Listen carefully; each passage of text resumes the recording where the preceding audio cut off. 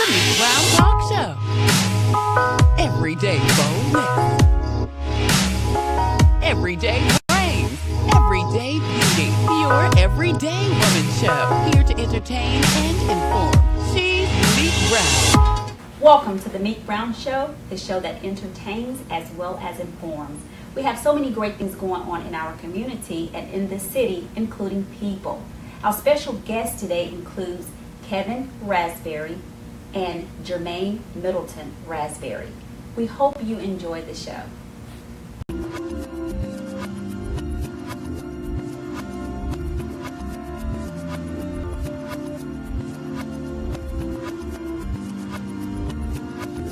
In the studio today, we have Kevin Raspberry along with Jermaine Middleton Raspberry.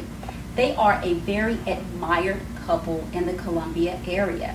I am happy you guys decided to be on the show with me today. Thank you for having us. Thank you. We're just going to go right into it. What has been each of you biggest success? I'm so interested in all the things that you guys are doing. I want to know before you got together and then as you've grown together. For me, my biggest success before I got married was my first book. Being a best-selling author was something I never, ever thought would ever happen to me. So, and plus a lot of people got a lot out of it. What was the name of that book? Decisions and Consequences, The Realities of Being a Man. Can people still buy that book Sure. today? Mm-hmm. And they can go to my website, Okay, we'll give them that information. KARaspberry.com. Okay. And so, but married, being married, because trust me, it's a success for me, because it's transitioned me as a man. Things that you thought you knew, and you learned through marriage. Men, we had know absolutely nothing. So she's reprogrammed my mind a little bit. So This is my girl. Yeah. So marriage itself for me, after marriage. Now let's start right there for a second. Do you agree that, everyone gets so excited about, I'm getting married, the engagement process, but like you said, the success of maintaining the marriage, that's a successful part. And I know sometimes that can be trying. Well, yeah, it is. But for me, before we got married, two critical things happened for me to be able to get married to Jermaine. Was one, some advice my mom gave me. And it was, you don't get married for the wedding, you get married for the anniversary. Absolutely.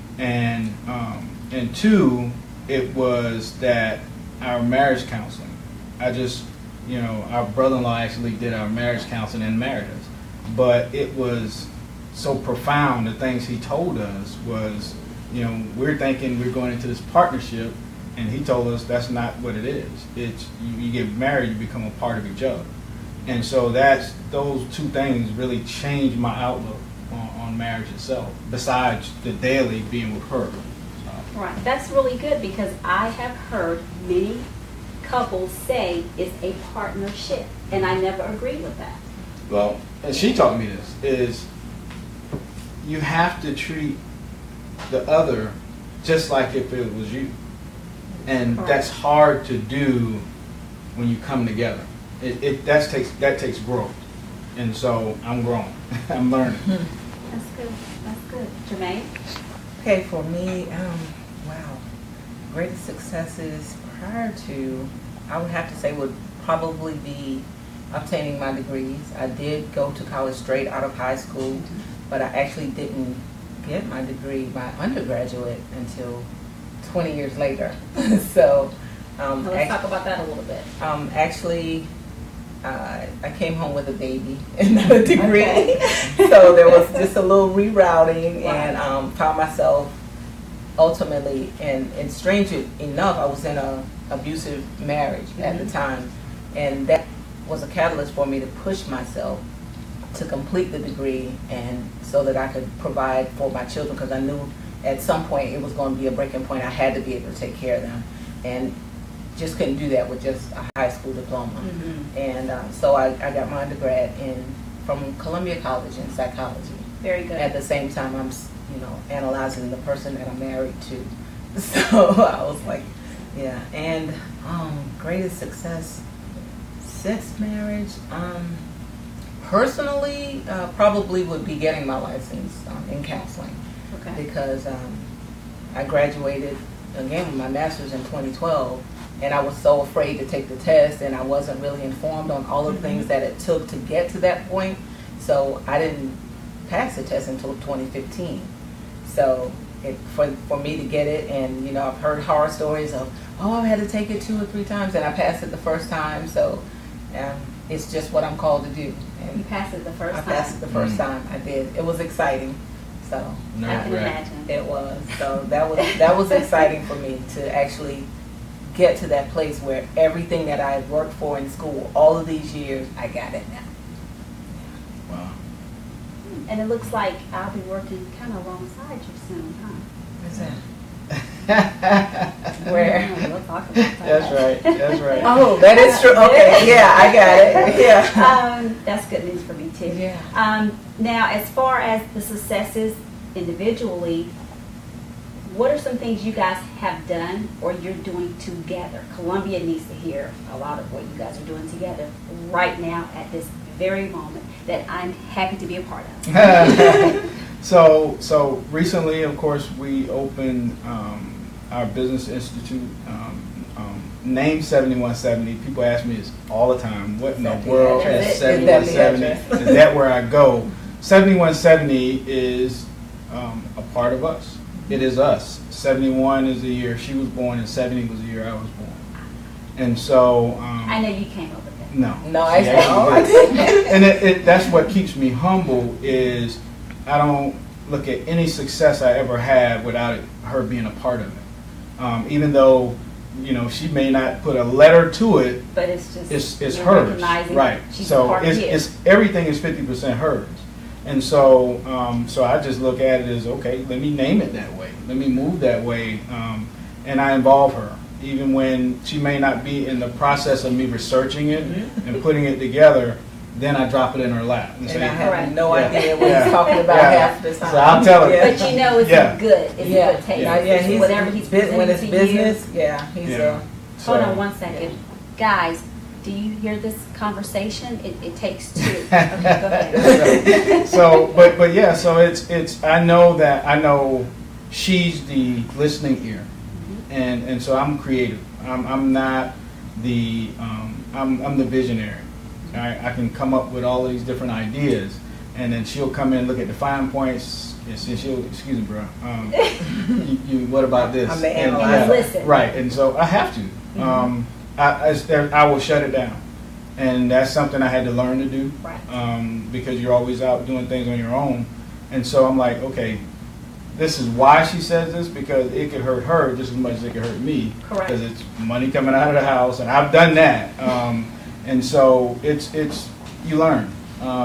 We had the all boys charter school that was in Orangeburg, and even though she didn't come to work there until after the first year, I still had to walk on eggshells with this because I'm taking money from us to get this going, and so that was a multi-million-dollar enterprise, and so I really had to be careful with that.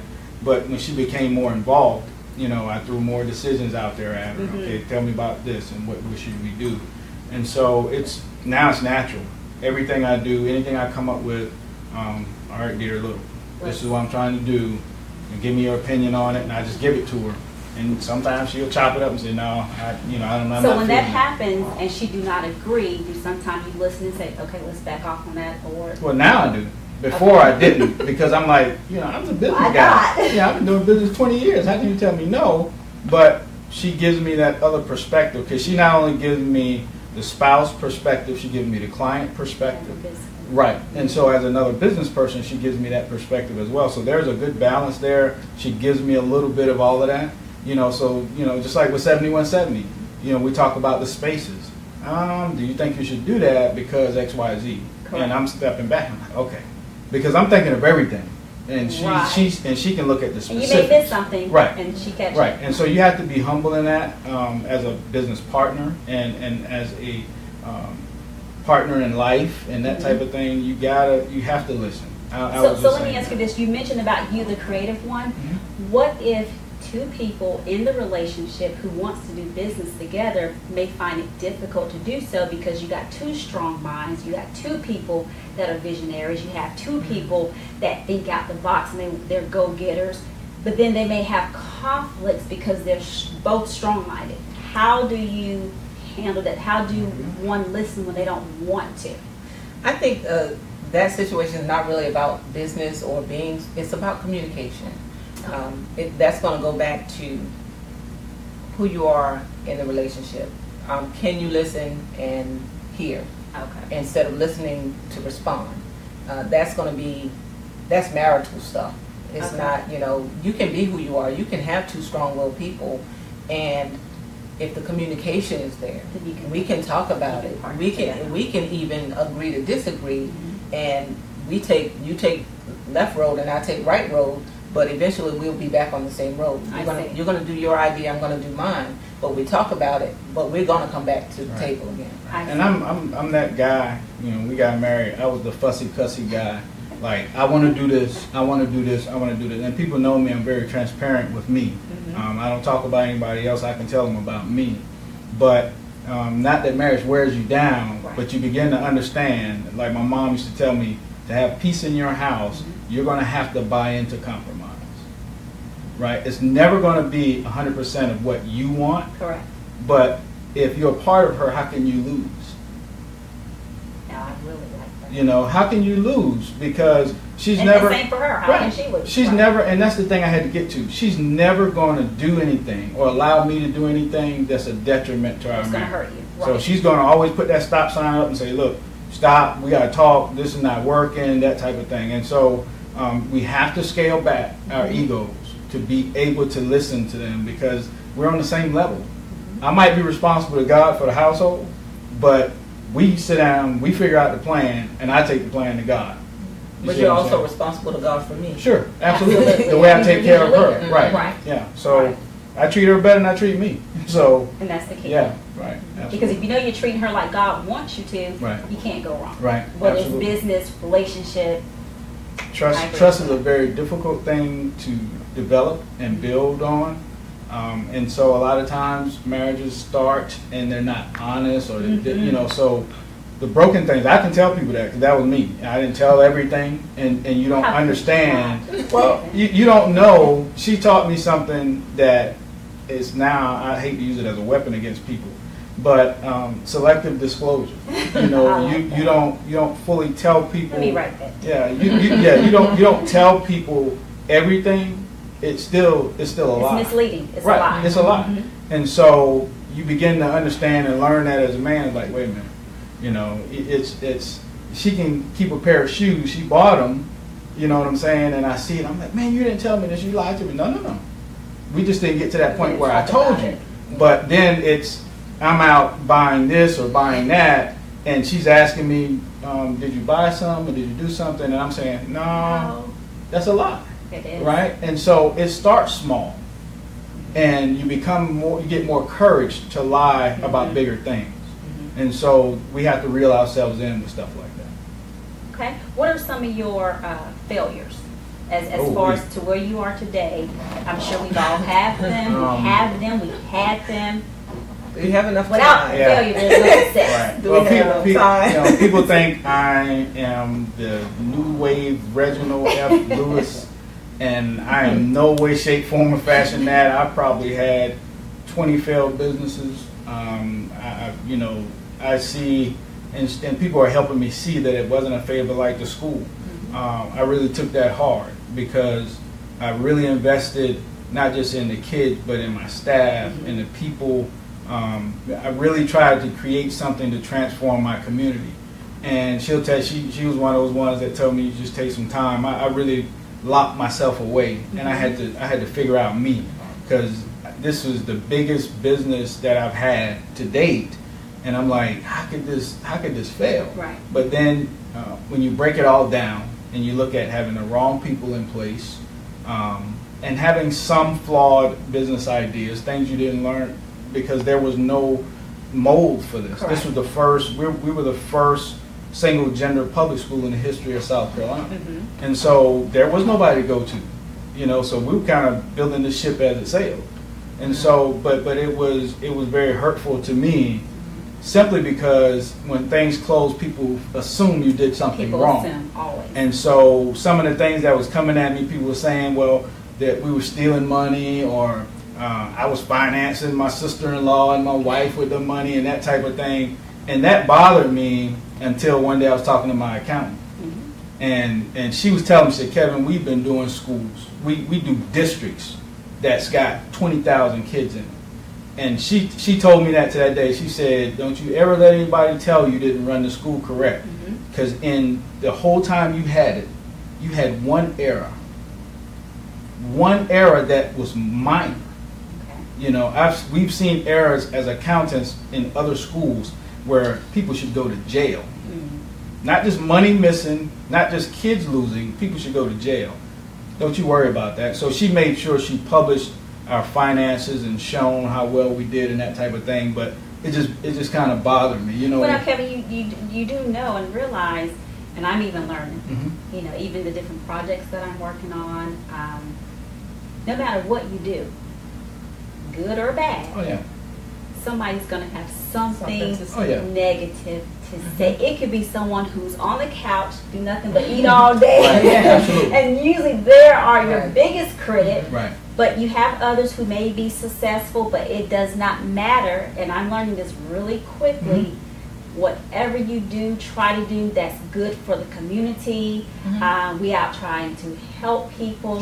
Someone is going to have something negative to say. And I remember one day I went to church service. It was years ago. I was in college, and I remember coming home, going to church with my mother, and the pastor said, and I still have that one tape, and it always stuck with me, your setbacks will always strengthen your comebacks.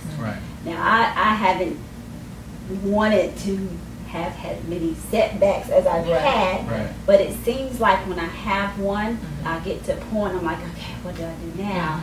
But I think of that, and I don't know, the grace of God, He'll pull me out and something lead me to something better. Yeah, absolutely. So, you know, when you read books, you know, by so many different people, when it comes to business, a lot of times anything you need to be successful is usually right in your fingertips or right around your corner. You just have to get it out and see who can help you implement the plan. Is it easy? I'm not saying it's easy, but I start realizing now, if I keep hanging with the same people who know as much as I know, I'm not going to really grow. So now I'm trying to get people on my team who can maybe tell me things I don't know and say, don't do it like that. How about you try it this way? And I see that you guys do that with each other too. I mean, you pretty much just said that in a nutshell. So I think that's very, that's some good advice you're giving.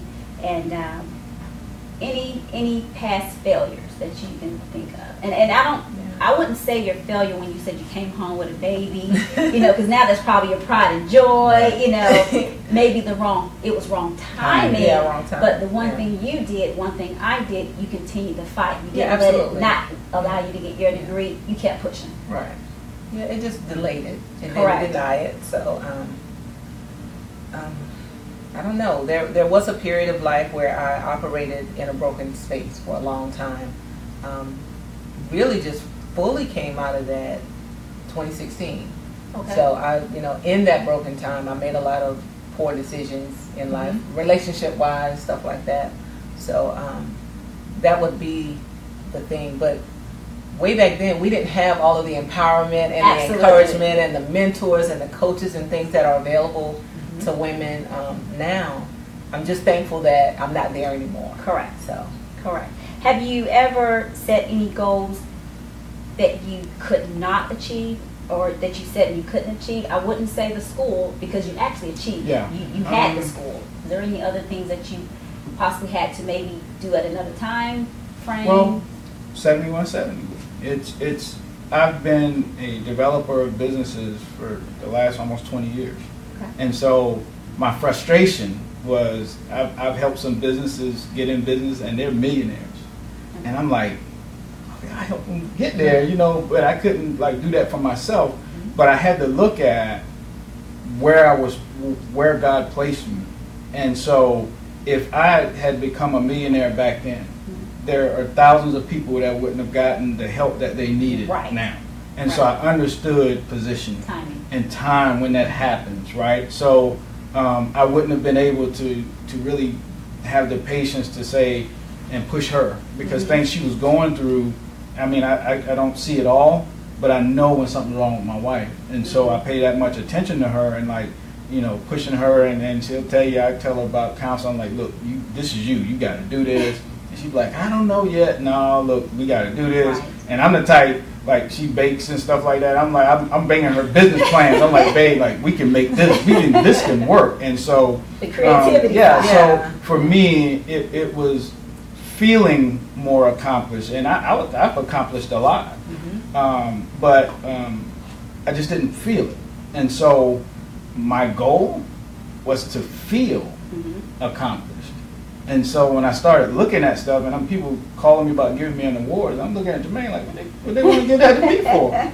And you look at what other people find, what other people saw, and you take the time to see what you've done and created, then you can see, all right, I might have achieved some stuff. Absolutely. But that goal of mine to ultimately feel good about what I've created is what I chased. Well, now, Kevin, you made me feel that way too because we had known each other from Facebook, and we have a lot of people in our circle that we know. Right.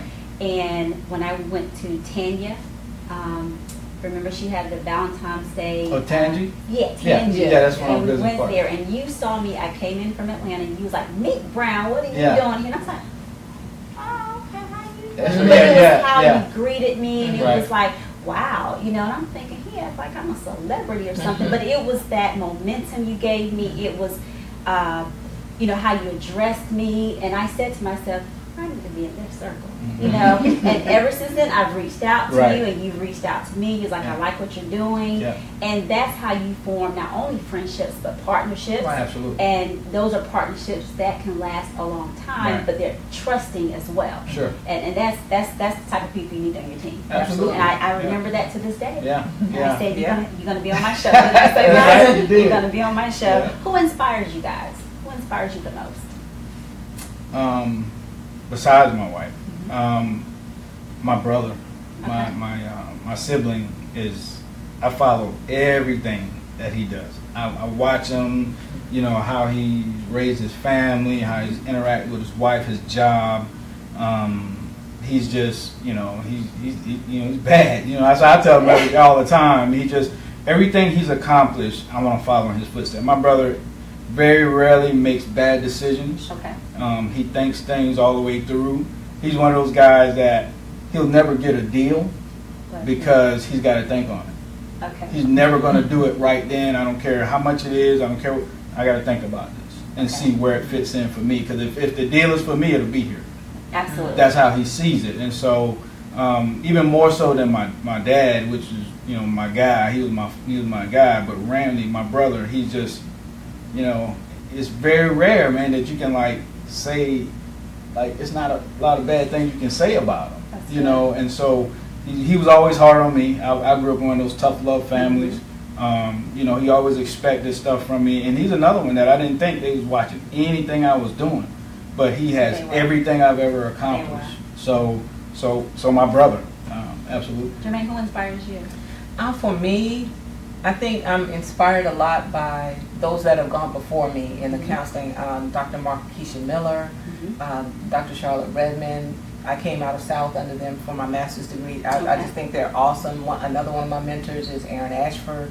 Sheena Gansey has kind of like taken me under her wings and, you know, helped me to get to where I am today. So those people that have gone before me and paved the way and don't mind reaching back and giving me opportunities and saying, okay, you do it this way and you don't do it that way, and this is, you know, she's actually even passed up speaking engagements. She's like, no, that's not my lane, call Jermaine. Awesome. So, you know, pushing me to go out front and do things that sometimes I don't even know that's in me. So one of the things that I do have coming up is I get to co-facilitate with Erin, and that's just like me, you know, that's like great. when you get to go alongside your mentor, Right. somebody you look up to, it's like, how do I even get You're to doing be in something that? right. Yeah, how do I even get to be in the same spaces, you know, because he's a counseling genius. So I'm just, you Oh, that's know, very I'm good. just just gonna sit at his feet and glean I'm from proud him. of you. Yeah. So yeah. So what do you guys are so busy?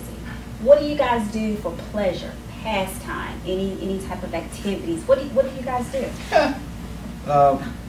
Lay down, talk.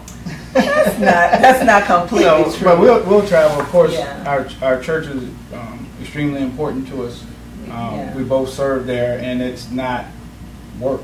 You know what I mean? It's she sings there. I'm a deacon there, and she's a deaconess, and that type of thing. And so it's not fun. It's fun to me. I mean, it's fun to serve, but that's not what she's not talking about. I have a ball. That's my relaxation. To me, that's relaxation.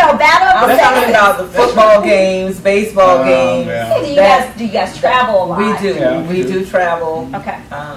And we do travel. Enjoy football. Yeah. Okay. Fireflies fans. Firefly. Yeah, always huge out Fireflies there. fan. So and the Braves. The I love Braves. Braves. Yeah. So we don't do And that. if Dallas comes close, we'll check You'll them check out. them out. If Okay. the 49ers are in the area, we're going. So If Now, they're let me ask not, if you they're at this, least 9 hours and away. also being as busy as you are and that parent, how do you keep your parental life balance, beauty, brains? How do you keep all that together but still be loving, nurturing parents? Because to be busy, there's a point kids have to understand how busy the parents are too, but then you still can't have any type of neglection. You have to make sure they're still loved and they're part of what you're doing. Well, how do you guys? well, my daughter she's going to require that. She's not going to accept anything less. She is just, it's like, Mommy, I have this, Mommy, I have that, and you just have to be there. Right. You know, she's not going to accept anything No, less. not at all. She's the knock on the door, Mommy, I need to, she's the, oh, Mommy, let me tell you this, or, And she needs your attention. she needs my attention, Correct. and she just does not accept Right. anything less. That's the balance. That's the balance part like of it. I know you're busy, but can you Can show you- me how to drive, Right, or can exactly. you do this? And so she's gonna make it known. And you stop because family is still first, no matter what. Sure. And my Business sons, can wait. even though my sons are not, well, I can't even say they're not in the house because they'll be there, but I check on them every day. And what I do is I use my travel time, going in between stuff, call them, FaceTime on what's going Okay. on. Tell me about what's the deal here. And so I use all of those moments. So it's a collection of me checking on them, and this relationship is still keeping that even keel. I see what's going on. So when they're with me, it's just kind of picking up. It's just kind of, picking up where we left off. So it's never a huge gap. Very good. Now, as far as working together, for instance, 71, you're seeing each other all the time. Is there a disadvantage and or an advantage to that? It just depends on what day it is. Yeah. Yeah, because I mean, as loving and as caring and as much as you want to be, you need a break sometimes. Everyone needs a space. Everybody needs a space, Right. and that's healthy. Yeah. So I still have clients and things that I have to see. So I don't think that we'll ever be consistently around each other 24 hours a day. Right. But even when we get home, I have my space. He has his. He's got his man cave. I have my office where we go to chill out. Oh, yeah. So Yeah, we got that quiet time. Yeah, But for me, like you said, I have clients that are 2 hours away. And Right. so I That still gives have you to get that. out and do that. So, but we're never that far away from each Right. other. Always checking on each other, that type of thing. And so we operate fine. A lot of people, I don't think a lot of couples can operate like we do. Okay. Because transparency is what makes us work. So do you think maybe you should do a training session for married couples, soon to be married couples? well, I think you should. I'm actually certified. I'm a certified premarital marital kind of checkup counselor. Okay. So I can do that. I Okay, can. well, we'll talk. Yeah. One last question. As far as someone like myself, of course, I'm a single mother.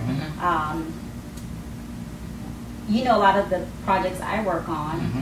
What type of advice, whomever would answer, that you would give someone like myself who's constantly trying to get out there, try different things? What type of advice would you give? I would basically echo like what I posted this morning. Don't feed the fear. Don't be afraid to take a chance. Feed your faith. Even if you got to do it afraid, just do it. There's going to be a compromise that both have to give because you got to learn each other, right? And so one thing I would say that I've had to learn, you can't base your relationship on your single life. Correct. Right? So it's going to be important that you know you got to give him time. And he has to give you time. But I'm probably the biggest risk taker that you're ever going to meet, because I'm not scared to do things. I'm not scared to fail. I'm not scared to try make your things. plan, you implement right. it. But at the same time, I'm never, ever, ever going to dedicate all of my time to what I'm doing.